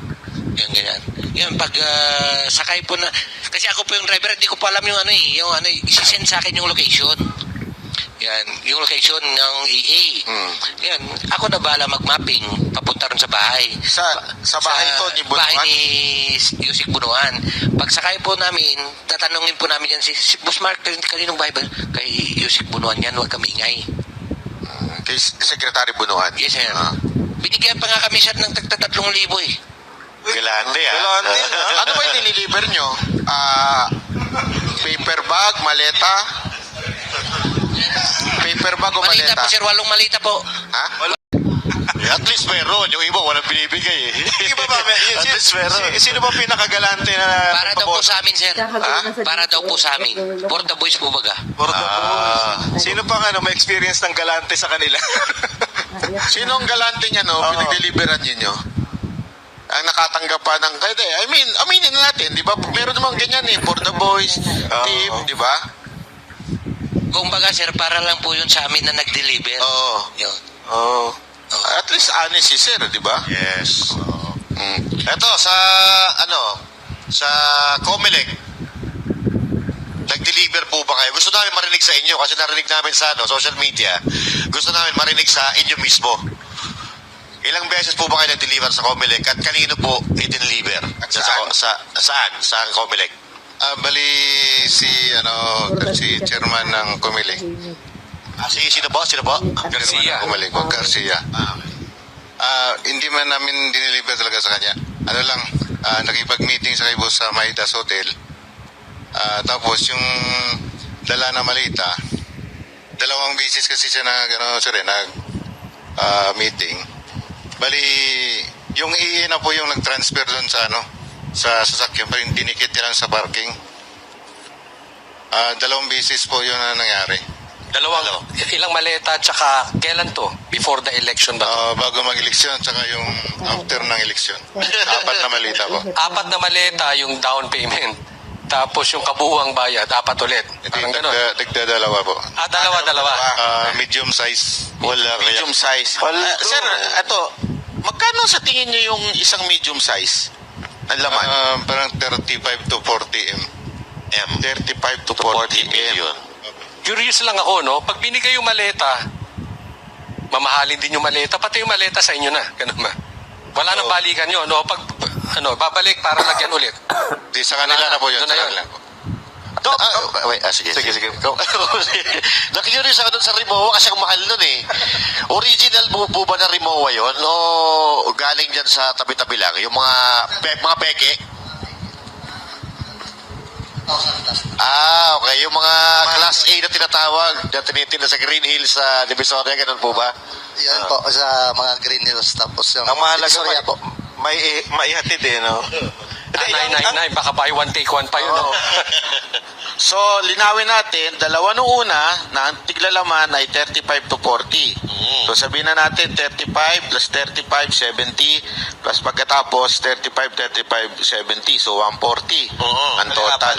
Ito, how about delivery kay Secretary Anyo at saka Secretary Pangandaman at Secretary Tio Laurel? Meron po ba kayong kaalaman dyan sa mga sekretary na to? Townhouse lang yan, sir. Ha? Townhouse po. Sa townhouse, pumupunta sila? Yes po. Kamiting nila si boss tapos si speaker. Hindi, pero ka-meeting lang o nag-abot kayo o nagdala kayo ng maleta doon sa sasakyan nila? Hindi kasi mula doon sa may Horizon, sir, may dala na kami ng paper bag. Yung paper bag, pinapasok namin doon sa Unit 8. Tapos doon din sila nag-meeting. Pagtapos meeting po, paglabas nila, dala na nila yung paper bag. Hindi, pero nakita niyo yung mga sekretary na binanggit ko? Opo, andun sa So kilala ninyo? Opo, sir. Paano ba maging sekretary? Hindi ko alam eh. Tinuturo-turo lang eh. O ikaw na. Mapalto pala dyan, no? Oo. Alam mo, dapat yung kanta sa kanila yung yung gaano kadalas ang minsan. Parang yan lagi ang Napaghalata naman yung edad mo, boss. Ayun, so, sa Quadcom, sa Quadcom, meron bang nakapag-deliver sa inyo? Yung nakapag-deliver sa House, yung mismo sa Kamara, sa Congress. Sa amin, sir, sa team ni boss, halos naman na alam naman na may dala kaming pera, paper bag. So tuwing pumapasok kayo, di ba siyempre pumapasok pa si Zaldico at that time, chairperson pa siya ng APRO, di ba? So bit kayo. Galing sa Horizon Homes po, ikakarga niya sa sasakyan. Dala-dala na po sa Congress. Tapos iakyat namin doon, yung na po yung mag-distribute. Ano to, maleta o paper bag? So, saan yung pinapasok sa Congress? Pagka inaakyat doon sa opisina ni boss. Hindi, saan kayo dumadaan? Kasi marami daanan yun eh. Helipad. Sa helipad, sir. Sa helipad? Yes, sir. Doon eh. May CCTV doon. Meron, sir. Kasi ito yung VIP, di ba? Yung helipad. Ang dumadaan lang dyan si speaker eh. At saka yung mga friends niya. Yes, sir. Di ba? Tapos diretso yun. So, pero minsan din, sir, doon sa kabila sa 325, kasi dalawa yung opisina ni boss eh. Sa 325 din po. Gaano kadalas yan? Anong Quadcom po? Pag may every na mag-meeting, meron pa kaming dadala. So pag may hearing, may bit-bit kayo? Opo. Hindi nyo lang alam kung saan na napupunta. Pagka labas ba ninyo, bit-bit nyo pa rin yun?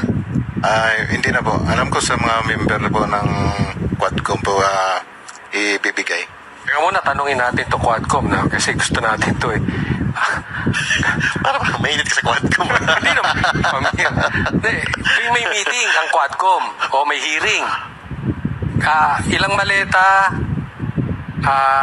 lahat ba sila o pang-grupo yung ibinibigay ninyo? Maleta ba? Folder? Paper bag po, individual naman pagbigay sa kanila. Yung iba na hindi na bibigyan sa townhouse na po. So yung pinapasok ninyong paper bag, 4 million ba o mga 2 million lang? Ano po yung laman ng minimum po 5 to 10 M po. Magkano? 5 to 10 M. Ang isang envelope. Hindi, isang Paper bag. Isang paper bag. Yung expendable envelope, bali 2 M lang yung laman po nun. Gano'ng kadami yun? Yung paper bag? Marami naman po. Marami. Kaya palang sipag nila hearing. Pwede araw-araw. Umapaldo pala. Oo nga eh. Ito. How about Senador Escudero, Ligarda, Erwin Tulfo, at gaano kadalas? Doon po sa kay Senator Ligarda po doon sa bahay niya. Batangas? Sa Forbes. Dito. Sa Forbes. Opo. Kasama po mismo si Kong Saldi noon, sir. Ano to? Senador siya o congresswoman pa that time na to? 2024 po yan, sir. 2024. Senador na. Senador na. Pag meeting niya doon, si boss, pagpasok nung libo ni boss, binaba namin yung 2 malito. Ilang beses po yun? Gano'ng kadalas? O isang beses lang? Para sa akin po, sir, isang beses lang po, sir. Dali. 2 maleta? Yes, sir. Medium yan, sir. Medium, sir. Medium? Sabihin na natin, medium. 35, 35, 70. Medium po, sir. 70? 999 na. Bakit hindi, ito, nagtataka lang ako, bakit laging medium, hindi large? Mabigat. Mga 3 tao, sir, kung alanganin ka magbuhat. Hindi ako, kaya ko yun. Ako. Bigyan mo nga. Kakayanin. Kakayanin. Joke lang. Tapos, doon po kay Senator Escudero, kasama din po namin si Boss Saldi noon. December po yun, sir, 2024. Doon sa bahay niya sa New Manila. 4 na malita rin po, sir. Itong mga nangyayaring, di ba, pinag-uusapan natin yung ginawa ninyo sa NBI. Kasi itong paulit-ulit na tinatanong nung time na ini-interview namin si Attorney Baligod na baka naman katulad din yan nung kay Gutesa na sa simula lang, tapos pag tinakot yung pamilya, pagka naintindihan natin, ako naintindihan ko yung nangyari kay Gutesa, napakahirap nga rin naman. Sabi nga nila i-bash ka na at lahat, gawin na sa'yo lahat, pero pag ang pamilya mo na, dudugo na yung puso mo doon di ba? Alam natin yan. Pero kayo ba, kasi yan ang tanong sa amin siyempre, di man namin masagot, kayo po ba, hanggang kailan kayo, at sigurado ba kayo hanggang dulo, sino po? Hello sir, para sa amin itong tropa na to sir, kung anong naumpisahan namin hanggang dulo na ito, wala nang iwanan, tatapusin na namin. Kung sana nga matuldukan na to kasi naumpisa na namin to hanggang dulo na ito. Paano, sir, kung mayroong mag-Trillanes sa inyo? Malabo mangyari. Malabo si Medyo Trillanes, ibang breed yun, Iba. Mixed breed yun. Sige po. Meron pa iba? Hindi po gawain ng Maris yung gano'n, sir. Hindi po gawain ng Maris yung gano'n, sir. Yung ginagawa ni Trillanes. Sa amin nga, sir, sa dami-dami naming malita, dinadala kung saan-saan. Kahit 1,000 man lang, kasi 1,500 na laman yan. Hindi ba kami nakatikim yan na magkuha dyan? Diba? Pero ito honest to sa akin lang ako talaga humahanga sa ginawa ninyo dahil pwede naman kayo manahimik pwede naman kayong mabuhay ng mapayapa, di ba? Alam naman natin ang gulo-gulo na ng mundo, pwede kayo mabuhay ng mapayapa pero nagsalita pa rin kayo. Napakahirap niyan ako nga pag nagsasalita ang dami kong kasong kinaharap paano pa kaya kayo na talagang ang binangga ninyo at talagang detalyado ang sinabi ninyo, talagang kita nyo, ilan na demanda ninyo ngayon. Diba lahat ata ng Anong nagbibigay sa inyo ng inspirasyon na tumuloy-tuloy dito sa laban na to? Nagsalita kami, sir, dahil sa kapakanan po at kinabukasan ng ating bansa, lalong-lalo na po sa aming sari-sariling pamilya at sari-sariling bayan. Kasi alam na namin na napakatalamak na talaga ng korupsyon dito sa bansang Pilipinas. Kaya kailangan natin tuldukan dito, sir. Magtulungan tayo, lalong-lalo na sa mga taong bayan, na suportahan kami kung may suporta kayo sa amin through our emotional o hindi naman kami humingi ng financial, sir, kasi sanay kami sa hirap, sir, sanay kami sa gutom. Simulat sa pula pumasok kami ng military, yun na yung na-train sa amin, sir, eh. Hindi kami tumatanggap ng kung anong offer sa amin, sir. Hindi, nakasuporta ang taong bayan sa inyo. Yan, nalaglag. Sige po. Sir, kailan pa at saka saan pa? Kasi may kasabihan nga tayo, sir, the evil triumphs when good men do nothing. Yun. Eto sir, mga sir, halimbawa, wag naman sana. Pero kadalasan po kasi parang ginagamit yung pamilya para panghinaan kayo o matras kayo sa laban. Bawat laban na sinusuong, lagi po nangyayari yan. Paano po kung gamitin ng pamilya niyo para patiklopin kayo?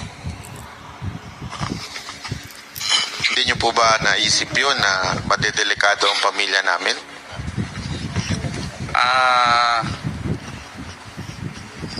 Sige sir, ikaw, hindi ka pa nagsalita si sir, ayun na. We're ready sir, ready.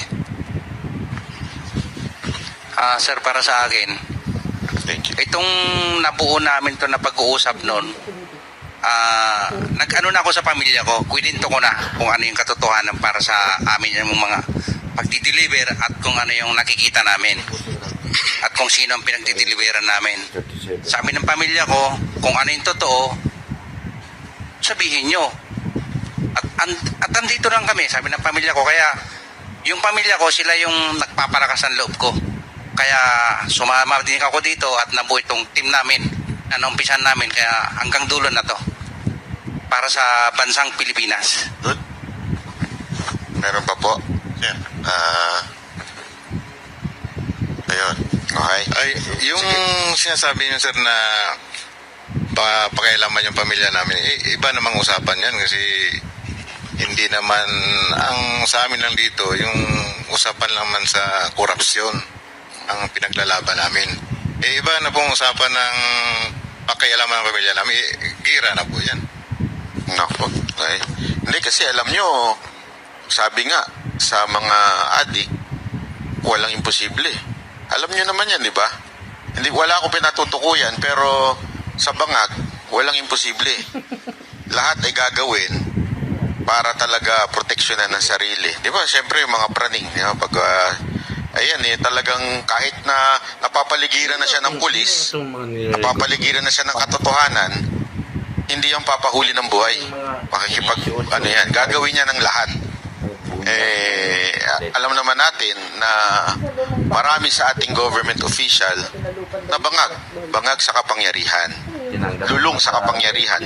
So gagawin niya lahat para hindi mawala yung kapangyarihan na yon at yung nakukuha pa nila hanggang ngayon.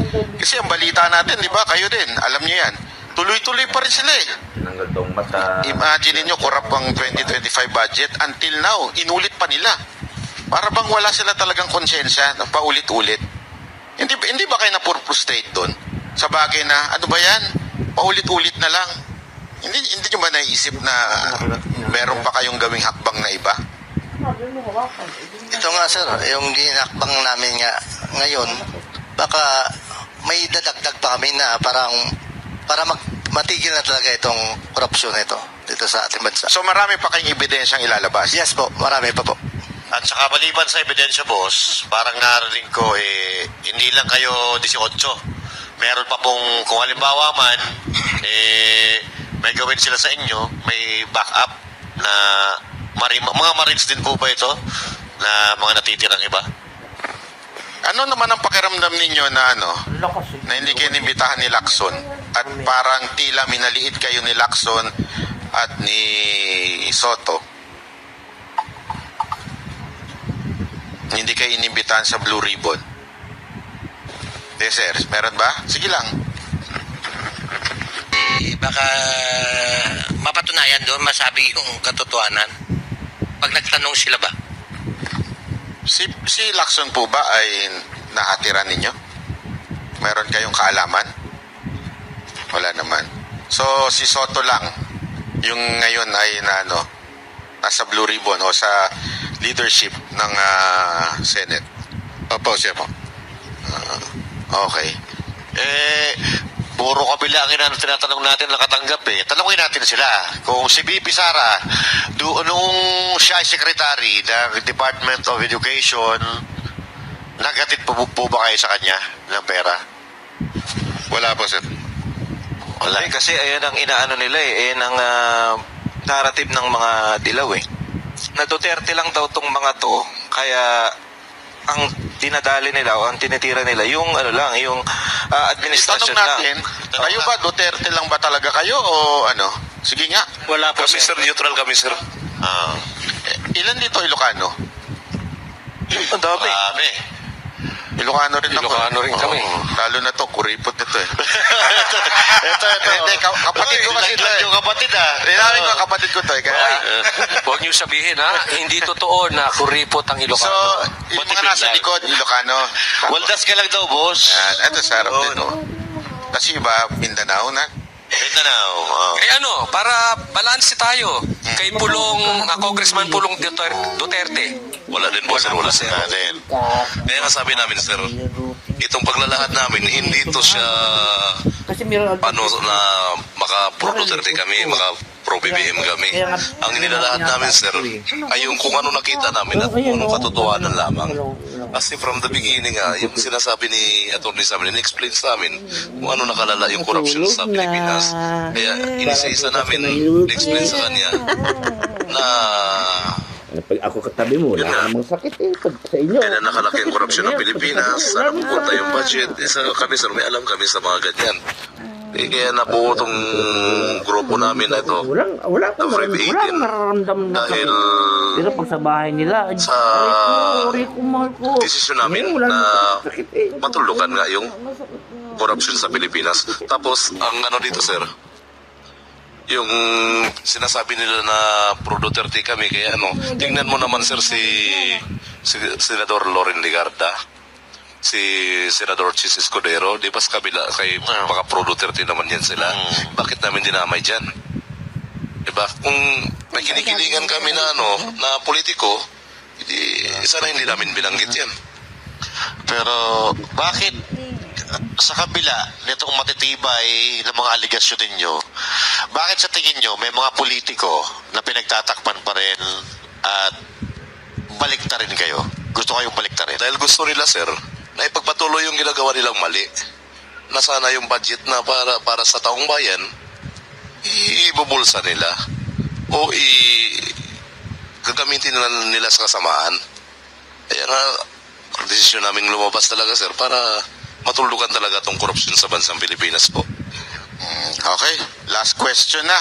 Ito, matinding tanong to, sana masagot ninyo. Sino sa inyo ang inutusan ni Saldico para trabauhin ako? Wala naman. Ako nagtatanong lang ha. Ayan, pero hindi sasagot. Nakuan ko lang, sir, nag-meeting sila sa ito sa may yung bagong opisina doon sa may FB Fort Victoria. Nag-meeting sila doon, sir. May kasamang 4 na attorney para sa kaso nyo. May dalang maleta. Kakasuhan kayo, sir. May dala silang maleta, wala naman. Wala po. Okay. Okay. Maraming salamat. Pero may communication pa kayo kay Saldico? Wala na, sir. Wala na. Hindi ba kayo tinawagan at sinabing, hoy, bakit kayo nagdadaldal dyan? Wala naman. Okay. O sige, may sasabihin si sir? Sir, may question ako sa iyo noon kasi may nabasa ako, narinig kasi followers mo ako, sir eh. Ikaw naman. Ikaw naman. Palit kayo dyan no? Sino ba yung nag-offer sa iyo noon na babayaran ka ng monthly ng ano?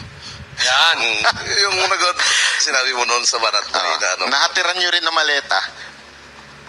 Lagi nyo hinahatiran ng maleta. Magkakakapit bahay sila doon. So dapat mahatiran na rin ako ng maleta nun. Muntik na, kaya lang hindi kasi, ang lit-lit dun. Paano magiging maleta yung 500? Ikaw sana pag-uusapan din namin ngayon dito.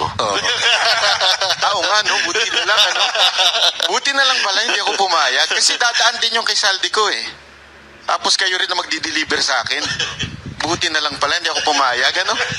Kung hindi, na-booking pa ako. Eto, may sasabihin si sir. Sir, sabihin ko lang po, sir. Hindi po kami galit kay boss, kay Kong Saldi. At sa kay Tap Gutesa, yung sa kasama namin.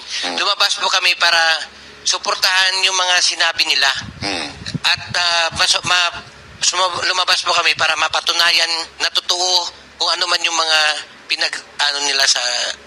pinagsisiwalat nila. Nakausap niyo na si Gutesa? Hindi pa?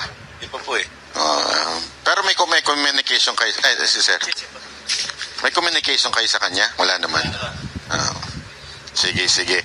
Alam nyo, bago tayo magtapos, hingyan ko lang kayo ng isang mensahe para sa ating mga kababayan. Pero gusto kong bigbigay lang sa inyo ng mensahe. Napatuloy nyo lang yan. Dahil sabi nga nila, kahit anong gawin nila sa inyo, nandyan naman po ang Panginoon para protektahan kayo. Truth and justice lang ipaglaban nyo. Dahil yan naman ang sinabi ng Diyos. Ipaglaban nyo yan at siya ang poprotekta sa inyo. At patuloy na hinihingi natin sa ating mga kababayan. Alam nyo, mahirap itong laban na ginagawa ng ating mga dating mga sundalo. Kaya patuloy lang natin ipanalangin dahil ito hindi lamang laban ng ng physical realm but spiritual also. Kaya kailangan natin silang ipanalangin para maprotektahan mula dito sa mga demonyo na nakaupo sa ating gobyerno. May mensahe po ba kayo sa ating mga kababayan bago tayo magtapos? Sir, Ay, sir. Sa atin po yung mga armed forces po natin, mga PNP, hindi po kami ang kalaban o hindi yung korupsyon sa ating Pilipinas. So, ika nga, sinasabi ni ating General Luna, bayan o sarili. Pero, ang nangyayari sa ating bansa ay patuloy pa rin yung korupsyon. So, hindi ito titigil kung walang mananagot.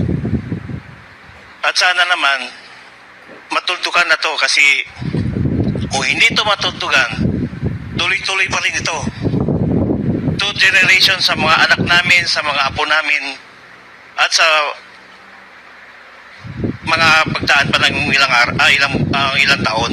So sana, pakiusap ko sa taong bayan, lalong-lalo na sa mga kasama namin sa AFP, sa PNP, hindi kami ang kalaban. Korupsyon ang kalaban natin para matuldukan, matapos na to. Yun lang po. Maraming salamat. Meron pa po bang gustong magdagdag? May dagdag lang po ako, sir, sa masasabi ko lang sa ating kababayan na sana wag naman nila kaming ibas o sirain tungkol dito sa nilad namin na tungkol din sa korupsyon at saka sa ibang anomalya sa gobyerno. Dahil sinabi lang din namin kung ano yung totoo dito at ipag-pray ko na rin po sila, pag-pray namin sila na sana mabuksan na yung kanilang kaisipan para sa ikabubuti ng ating bansa na hindi lang puro panira yung sinasabi nila. Yun po yung mga naniniwala din po sa amin. Salamat po sa inyo at makakaasa kayo na ang laban na ito ay hindi na magbabago. Tatapusin na namin ito. At managot ang dapat managot dito. Yun lamang po. Salamat po. Sige sir, meron pa po. Kaya gaya nga sa mga kababayan namin, ang issue na dito is hindi ito sa military background namin ang issue. At lalong binababa yung credibility namin at moral namin. Ang issue dito is corruption ng bansang Pilipinas, especially the flood control. Kaya ako ay nagpapasalamat sa lahat ng sumusuporta, lalong-lalo na sa mga taong bayan, na patuloy pa rin silang nananalangin para sa safety ng pamilya namin, security ng pamilya namin, at sa bansang Pilipinas. Maraming salamat po. Sige po, ito si Sir. Sa taong bayan po, Suportahan mo lang po kami. Ituloyin namin yung laban po. Salamat po. Meron pa po. Gusto magsalita? Okay na? Okay na. Okay na? Kayo may mensahe kayo bago magtapos? Ikaw muna. Sige, maraming salamat sa inyo mga sir. Kasi kung hindi kayo tumayo, parang nawawala na rin ang pag-asa ang mga ang mga Pilipino eh. Kaming Banateros, parang nawawala na rin kami ng, alam mo yun, parang kami na lang ba yung lalaban para sa korupsyon? Kami na lang ba yung magsasalita dito sa korupsyon? Pero nung lumabas kayo, para kaming nabunutan ng tinig na ito, meron pala tayong kakampi, meron pa pala tayong kasama laban dito sa korupsyon. Kaya maraming salamat sa inyo mga sir. Saludo po kami sa inyo. So ngayon, unang-una, kayo po ngayon sa labas, tinuturing kayong mga bayani. Kasi katulad na sinabi niya, kami po ay naghihintay kung sino ang tatayo para labanan ng korupsyon at nagkataon naman na dumating kayo. So yun po ang pagkakakilala sa inyo ngayon ng mga Pilipino, hindi lang sa Pilipinas.